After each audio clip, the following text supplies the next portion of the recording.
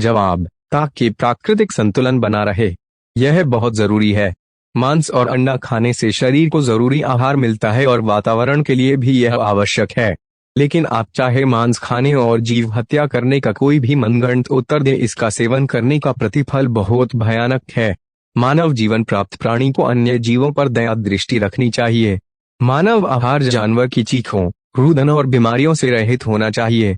विश्व भर में भोजन के लिए खाए जाने वाले जानवरों की संख्या और हत्या के आंकड़े अत्यधिक चौंकाने वाले हैं। कुछ विशेष दिनों को छोड़कर मनुष्य अंडे, चिकन, बीफ, मटन, कीमा, सांप, मछली, काकरोच, विभिन्न जाति की मछलियां, मेंढक और कछुआ खाने से भी हिचकिचाते नहीं हैं। घोड़े, ऊंट, तीतर, खरगोश तक खा जाते हैं और भक्ति बंदगी भी करते हैं। ऐसे कुकर्मी पापी से परमात्मा अल्लाह 100 कोस, 1 कोस 3 किलोमीटर का होता है, दूर है। मांस खाते हो, जीव हिंसा करते हो, फिर भक्ति भी करते हो, यह गलत कर रहे हो। परमात्मा के दरबार में गले में फंद पड़ेगा, यानी दंडित किए जाओगे। अच्छा शाकाहार करो, बासमती चावल पकाओ, उसमें घी तथा खांड, मीठा डालकर खाओ और भक्ति करो। कूड़े काम, बुरे पाप कर्म त्याग दो। फुलके, पतली पतली छोटी छोटी रोटियों को फुलके कहते हैं, ऐसे फुलके बनाओ। धोई हुई दाल पकाओ, हलवा, रोटी आदि आदि अच्छा निर्दोष भोजन खाओ। एकाजी सुनो, मांस ना खाओ। परमात्मा की साधना करने के उद्देश्य से रोजे व्रत रखते हो, तस्बीह माला से जाप भी करते हो, फिर खून करते हो, यानी गाय, मुर्गी, मुर्गा, बकरा, बकरी मारते हो। यह परमात्मा के साथ धोखा कर रहे हो। जानवरों को मारकर खाना मानव का नहीं, राक्षसों का आहार है। रावण 100 मटका शराब और कई बकरों का मांस खाता था, राक्षस कहलाया। आज के समय में सभी धर्मों के लोग जीव के स्वाद को परमात्मा का आदेश बताकर जीव हत्या करके मांस खाते हैं। अरे मूर्ख प्राणी, क्या कभी तूने राम और कृष्ण को किसी जानवर या मुर्गी की हड्डी चबाते देखा है? तुझे कौन से स्वप्न में गुरु नानक देव जी और मोहम्मद जी मांस खाते दिख गए? मानव, तू तो जानवर से भी नीचे गिर गया। मानव जीवन कर्म बनाने के लिए मिला है, तू तो नित दिन कर्म बिगाड़ रहा है। जैसा खाओगे वैसा हो जाएगा मन।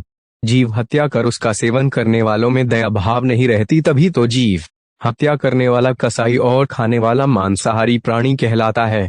जो व्यक्ति मांस भक्षण करते हैं, समझाने से भी नहीं मानते, वे तो महापाप के भागी हैं तथा घोर नरक में गिरेंगे, क्योंकि मांस चाहे गाय, हिरनी तथा मुर्गी आदि किसी प्राणी का है, जो व्यक्ति मांस खाते हैं वे नरक के भागी होते हैं। विश्व के सब प्राणी परमात्मा कबीर जी की आत्मा है। जिनको मानव, स्त्री, पुरुष का जन्म मिला हुआ है, वे भक्ति के अधिकारी हैं। काल ब्रह्म यानी ज्योति निरंजन ने सब मानव को काल जाल में रहने वाले कर्मों पर दृढ़ कर रखा है। गलत व अधूरा अध्यात्म ज्ञान अपने दूतों, काल ज्ञान संदेशवाहकों द्वारा जनता में प्रचार करवा रखा है। पाप कर्म बढ़े धर्म के नाम पर ऐसे कर्म प्रारंभ करवा रखे हैं। जैसे हिंदू श्रद्धालु भैरव, भूत, माता आदि की पूजा के नाम पर बकरे, मुर्गे, झोटे, भैंसे आदि आदि की बलि देते हैं, जो पाप के अतिरिक्त कुछ नहीं है। इसी प्रकार मुसलमान अल्लाह के नाम पर बकरे, गाय, मुर्गे आदि की कुर्बानी देते हैं, जो कोरा पाप है। हिंदू तथा मुसलमान, सिख तथा ईसाई व अन्य धर्म व पंथों के व्यक्ति कबीर परमात्मा, सतपुरुष के बच्चे हैं, जो काल द्वारा भ्रमित होकर पाप इकट्ठे कर रहे हैं। कबीर परमात्मा ने कहा कि दोनों हिंदू तथा मुसलमान धर्म दया भाव रखो। मेरा वचन मानो कि सुअर तथा गाय में एक ही बोलनेहार है, यानी एक ही जीव है। न गाय खाओ न सुअर खाओ। आज कोई पंडित के घर जन्मा है तो अगले जन्म में मुल्ला के घर जन्म ले सकता है। इसलिए आपस में प्रेम से रहो। हिंदू झटके से जीव हिंसा करते हैं, मुसलमान धीरे धीरे जीव मारते हैं, उसे हलाल किया कहते हैं। यह पाप है, दोनों का बुरा हाल होगा। बकरी, मुर्गी, कुकड़ी, गाय, गधा, सुअर को खाते हैं, भक्ति की रीस नकल भी करते हैं। ऐसे पाप करने वालों से परमात्मा अल्लाह दूर है, यानी कभी परमात्मा नहीं मिलेगा। नरक के भागी हो जाओगे। पाप न करो। अधिक जानकारी प्राप्त करने के लिए आप पवित्र पुस्तक ज्ञान गंगा निःशुल्क प्राप्त कर सकते हैं, जिसमें सभी धर्मों के पवित्र सद्ग्रंथों का सार व परमात्मा के आदेश लिखा हुआ है। डिस्कवरी चैनल पर पहले एक प्रोग्राम आता था जिसका नाम I should be not alive था। इसमें कुछ सच्ची कहानियां बताते थे कि उन्होंने कैसे कैसे सरवाइव किया और जीवित बचे। एक कहानी सामने आई, वो कुछ इस प्रकार थी कि एक व्यक्ति जंगल में अपने कुत्ते के साथ जाता है लगभग 1 महीने का समय बिताने के लिए। वो अपने पूरे महीने का राशन साथ में लिए रहता है और सरवाइव करने की कुछ जरूरी वस्तुएं। जंगल में आगे जाकर उसको एक नदी मिलती है और वही एक नाव भी होती है जिसमें बैठकर वो नदी पार करने लगता है। नदी पार करते समय उसका कुत्ता भी उसके साथ होता है, परंतु नदी की धारा बहुत तेज होती है और उसकी नाव बैलेंस खोकर पलट जाती है। नाव के मानवीय मूल्यों के महत्व को समझने का प्रयास। एक वर्ष जब पाप और पुण्य की परिभाषा या कानून खुद से बनानी है तो जाहिर सी बात है कि उसमें अपना स्वार्थ तो सम्मिलित ही होगा। मनुष्य के द्वारा बनाए गए पाप और पुण्य की परिभाषा बिल्कुल ही समझ से परे है। यदि जानवर के मांस के टुकड़े के साथ मनुष्य के एक मांस का टुकड़ा मिला दिया जाए तो दोनों में अंतर करना मुश्किल हो जाएगा। फिर भी दोनों के मौत के बाद जो प्रक्रिया होती है उसमें जमीन और आसमान के समान अंतर हो जाता है। किसी जानवर का मौत जश्न मनाने के लिए किया जाता है, फिर उसके बाद उसके मांस को रसोई में सब्जी की तरह पकाया जाता है। ठीक दूसरी तरफ जब किसी इंसान की मौत हो जाती है तो पूरे घर में मातम मनाया जाता है। घर को पवित्र मांस किसी जीव की नृशंसता पूर्वक हत्या करके उसे जान से मारकर ही प्राप्त होता है। मनुष्य शाकाहारी प्राणी है, यह उसके दांतों की बनावट से पता चलता है। वैष्णव पहले भगवान को भोग लगाकर प्रसाद स्वरूप अन्न ग्रहण करते हैं, तो क्या भगवान को मांस का भोग लगाया जा सकता है? मांस आहार नहीं, आहारा है। रामचरितमानस में लिखा है कि जब हनुमान जी समुद्र के ऊपर से गुजर रहे थे तब सुरसा नाम की राक्षसी ने कहा था, हिंदू धर्मों के शस्त्रों के अनुसार और मान्यताओं के अनुसार किसी निर्दोष जीव की हत्या या उसका भक्षण करना पाप है। मांसाहार तामसिक आहार माना जाता है। बहुत पापों के फल तो हमें इसी जीवन में मानसिक और शारीरिक बीमारियों के रूप में मिलने लगते हैं। कष्टदायक और समय से पूर्व मृत्यु होती है। किसी प्रियजन के साथ अप्रिय घटना हो सकती है। केकड़े के शौकीन लोग जरा सोचिए, बार बार केकड़ा बनते हैं तो कितनी असहनीय पीड़ा सहन करनी पड़ेगी। अहिंसा परमो धर्म, अहिंसा सबसे बड़ा धर्म है। धर्म का उल्टा अधर्म अर्थात पाप है।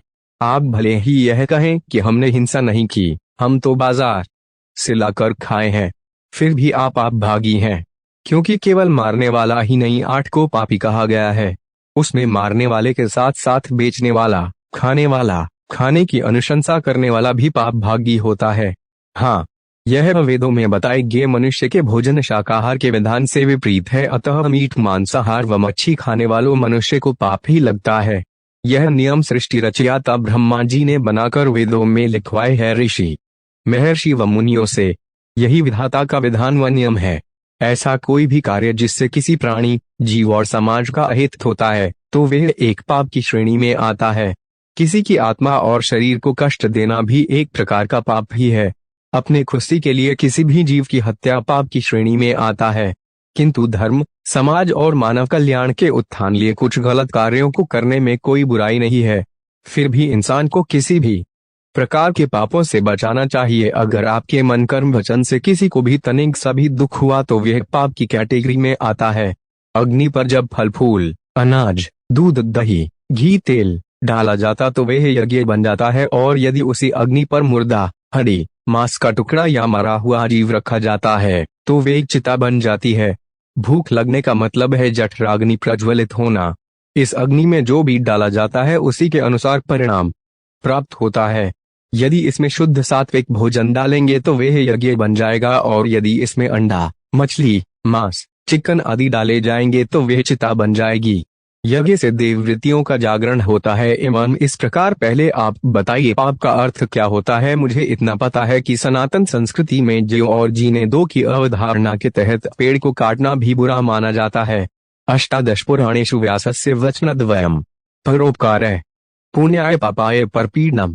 महर्षि वेद व्यास जी ने 18 पुराणों में 2 विशिष्ट बातें कही हैं। पहली परोपकार, दूसरों का हित करना पुण्य होता है। दूसरी, दूसरों को दुख देना, अहित करना पाप होता है। अनुमंता विष सिता निहंता क्रय विक्रयी संस्कर्ता चोपैरता च खाद कश्चेति घात का। मारने की आज्ञा देने वाला, मांस को काटने वाला, पशु को मारने वाला, पशुओं को मारने के लिए मोल लेने और बेचने वाला, पकाने वाला, परोसने वाला और खाने वाला, ये सब घातक, हत्यारे, हिंसक, वधिक, पापी हैं। ये 8 का एक ही श्रेणी है, तो जाहिर सी बात है सजा भी एक जैसे मिलेंगे। वनस्पतियों के अलावा कोई जीव किसी अन्य जीव को कहे बिना जीवित नहीं रह सकता। ये प्रकृति का नियम है, क्योंकि पेड़ पौधों की तरह हम अपना भोजन सूर्य के प्रकाश की सहायता से निर्मित नहीं कर सकते। अब सवाल उठता है कि किन जीवों को खाना सही है। अब यदि ऊपर वाले ने शेर को इस तरह से बनाया है कि वो घास नहीं खा सकता बल्कि जानवरों को ही खा सकता है, तो जाहिर है उसे मांस खाने से कोई पाप नहीं लगेगा। ऐसे ही अगर आप समझ लें कि ऊपर वाले ने आपको क्या खाने के लिए बनाया है, तो आपके लिए समझना आसान हो जाएगा। इंसान का शरीर शाकाहारी जीव की तरह बना है, लेकिन कुछ अवशेषी अंगों से साबित होता है कि पिछले प्रजातियों में हम दूसरे जंतुओं को, जी हाँ, उन्हें मृत्यु उपरांत देवदूत कढ़ाई में तेल डालकर उसमें तल देते हैं। वह कष्ट सहन करता है लेकिन मृत्यु नहीं होती। फिर उसे जिंदा को ही सिर से पैर तक आरे से काटा जाता है। इस प्रकार अनेकों कष्ट भोगने पड़ते हैं। जी हाँ, मांस खाना महापाप होता है, अपितु जीव हत्या करना ही महापाप होता है। जीव छोटा हो या बड़ा, उसको मारने का पाप अवश्य लगता है। कबीर साहब कहते हैं, तिल भर मछली खाई के कोटिंगू किए दान, काशी करोतले मरे तो भी नरक निधान। केवल तिल भर मछली खाने का पाप इतना है। मैं आप सभी से नम्र निवेदन करता हूँ, आप मांस खाना बंद कर दें। आपको क्या लगता है? अगर आपको लगता है तो पाप है, नहीं लगता तो पाप नहीं है, क्योंकि सभी पुण्य नहीं होते और सभी पाप नहीं होते। कभी पुण्य ही पाप के समान तो कभी पाप पुण्य से महान हो सकता है। किसी का भोजन आपके लिए अनुचित हो सकता है, लेकिन जो खा रहा है उसके लिए तो पुण्य ही है। अब वोट करें मांस मछली खाने वालों को पाप लगना, यह अंधविश्वास वाली बातें, ऐसा कुछ नहीं होता है। वे सब चीज है इंसान के खाने के लिए बनी है और इंसानों खा सकते हैं। उनसे बहुत सारी विटामिन की इंसानी शरीर के लिए फायदेमंद होती है। मानव चेतना में पाप और पुण्य की बात कहाँ से आती है? हर आत्मा एक प्रीलोडेड मेमोरी के साथ ही इस धरती पर आती है। किस आत्मा को किस योनि में जन्म लेना है, यह भी पूर्व निर्धारित होता है। अगर हम इंसानों की बात करें तो खान पान की आदत अपने पारिवारिक, सामाजिक व क्षेत्रीय धरातल पर बनती है। आपकी प्रीलोडेड मेमोरी आपको सच कहती है, व जिंदगी की वास्तविक बातें आपको कुछ और कहते हैं। फैसला आपको खुद ही करना होता है। सृष्टि के नियम के अनुसार ये पाप नहीं है। मानव जीवन के लिए ये अनैतिक हो सकता है। शेर भी शिकार के लिए हत्या करता है, क्योंकि सृष्टि में सभी प्राणियों में सबसे समझदार प्राणी मनुष्य है और प्रकृति को सबसे ज्यादा नुकसान भी मनुष्य ही पहुंचा रहा है।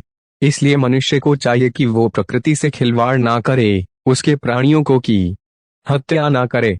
मनुष्य अपने खाने के लिए खुद फसलें उगा सकता है, लेकिन दूसरे जीवों का क्या? उनके खाने के लिए जंगल थे जो हमने नष्ट कर दिए और कर रहे हैं।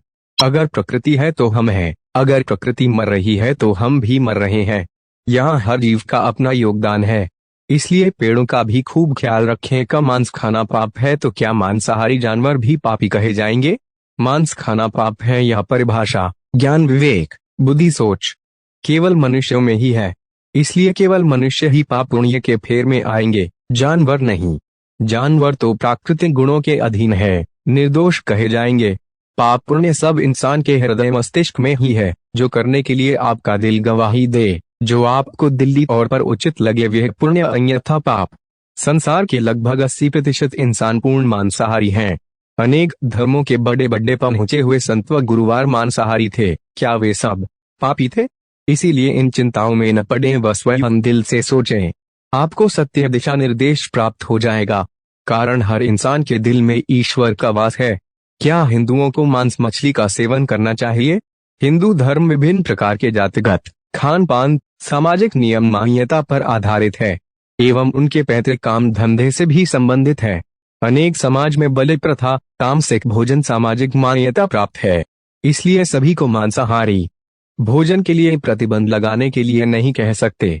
कुछ लोग तो ऐसे भी है कि नॉनवेज भोजन नहीं करेंगे तो बीमार हो जाते हैं। सेवन करना चाहिए या नहीं, यह उनके शरीर, समाज एवं तत्कालीन परिस्थितियों पर निर्भर करता है। क्या आप मानते हैं ईश्वर हर जीवों के पिता हैं? यदि हाँ, तो निश्चित रूप से एक संतान जब दूसरी संतान को किसी भी तरह का कष्ट देते हैं तो परम पिता परमेश्वर उससे नाराज होते हैं। कभी प्रयोग करके देखिएगा। अपने भाई या बहन को अकारण कष्ट दीजिए, फिर आपके माता पिता आपसे नाराज होंगे। ये सामान्य सा सैद्धांतिक बात है। वैज्ञानिक ढंग से भी यदि आप अवलोकन करेंगे तो पाएंगे कि मनुष्य उन मांसाहारी जीवों से अलग हैं। वो लपलपा करके पानी पीते हैं, उनके पास अलग तरह के दांत होते हैं। यदि दार्शनिक दृष्टिकोण से सोचें तो हम पाएंगे कि इस पूरी दुनिया में जो भी हो रहा है, जो हुआ है या फिर जो होगा, ईश्वर की मर्जी से ही हो। मानवीय मूल्यों के महत्व को समझने का प्रयास। 2 वर्ष संबंधित। क्या मांस का सेवन करना पाप है? अगर है तो कैसे? 2 परिस्थितियों में मांस का सेवन पाप नहीं कहलाएगा। पहला, अगर कोई अनजाने में या नासमझ इसका सेवन कर रहा है। दूसरा, बहुत बड़ी मजबूरी हो, यानी उसके बगैर जीवित नहीं रहा जा सके। मांस के द्वारा कुछ दवाइयां भी बनाई जाती है, लेकिन दवाई के ऊपर यह नहीं लिखा जाता है कि वे मांसाहार है या शाकाहार, क्योंकि दवाई का काम एक ही होता है, जीवन को बचाना। परंतु पाप और पुण्य का मानक मनुष्य ने अपने हिसाब से तय किया है। इसलिए दवा के अलावा भी मांसाहार को सीधे स्वाद के लिए भी इस्तेमाल किया जाता है और क्रूरतापूर्वक जानवरों को मौत के घाट उतार दिया जाता है। साथ ही मांसाहार के समर्थन में तरह तरह के तर्क भी दिए जाते हैं। किसी भी खान पान को आप पाप और पुण्य के तराजू से कैसे तौल सकते हैं? हमारे शास्त्र में यह भी लिखा गया है, आत्मा रक्षते धर्म। अपनी आत्मा की रक्षा से बढ़कर दूसरा कोई धर्म नहीं है। बहुत से ऐसे जगह भी है जहाँ पर मांसाहार ही मुख्य आहार है, वहाँ पर सब्जियां नहीं होती है। शराब भी सामाजिक दृष्टिकोण से सही चीज नहीं है, इसे भी शास्त्र में वर्जित माना गया है। जो फौजी ठंडे प्रदेश में रहते हैं वे इसके सेवन के बिना वहां रह ही नहीं सकते, अपनी ड्यूटी नहीं कर सकते हैं। हम जो भी दवाइयां और इंजेक्शन इस्तेमाल करते हैं, क्या वे सभी शाकाहारी है? जी नहीं, बहुत सारी दवाइयां जानवरों के मांस और तेल से बनता है। चुप दवाइयों। क्या आदिवासियों के भोजन में मांस मछली का प्रयोग ज्यादा होता है? मैंने अपने जीवन के 10 से 12 वर्ष आदिवासियों के साथ ही गुजारे हैं और मैंने उनकी जिंदगी को करीब से देखा है। वे सारे के सारे सहज, सरल और शुद्ध सात्विक भोजन करने वाले इंसान हैं। उनके बारे में मेरा अनुभव है कि वे बहुत ही भोले भाले होते हैं। उनका प्रकृति से बहुत ही ज्यादा जुड़ाव होता है। पैसा उनके लिए ज्यादा मायने नहीं है, उनके लिए उनके रिश्ते, उनकी प्रकृति, उनके पशु पक्षी, नदी नाले, वे सब ज्यादा मायने रखते हैं। निकट भविष्य में मैं उनके साथ ही किसी एक सुंदर सी पहाड़ी पर रहना चाहूंगा और मैं भी प्रथम मानव का सानिध्य पाना चाहूंगा। मांसाहार का सेवन करना हिंदू संस्कृति में वर्जित है, क्योंकि यह मनुष्य का नहीं राक्षसी भोजन है। जो तरह तरह के अमृतपूर्ण शाकाहारी उत्तम पदार्थों को छोड़ घृणित मांस आदि पदार्थों को खाते हैं, ऐसे मनुष्य राक्षस के समान होते हैं। धार्मिक ग्रंथों में जीव हत्या को पाप बताया गया है, इसलिए बहुत से लोग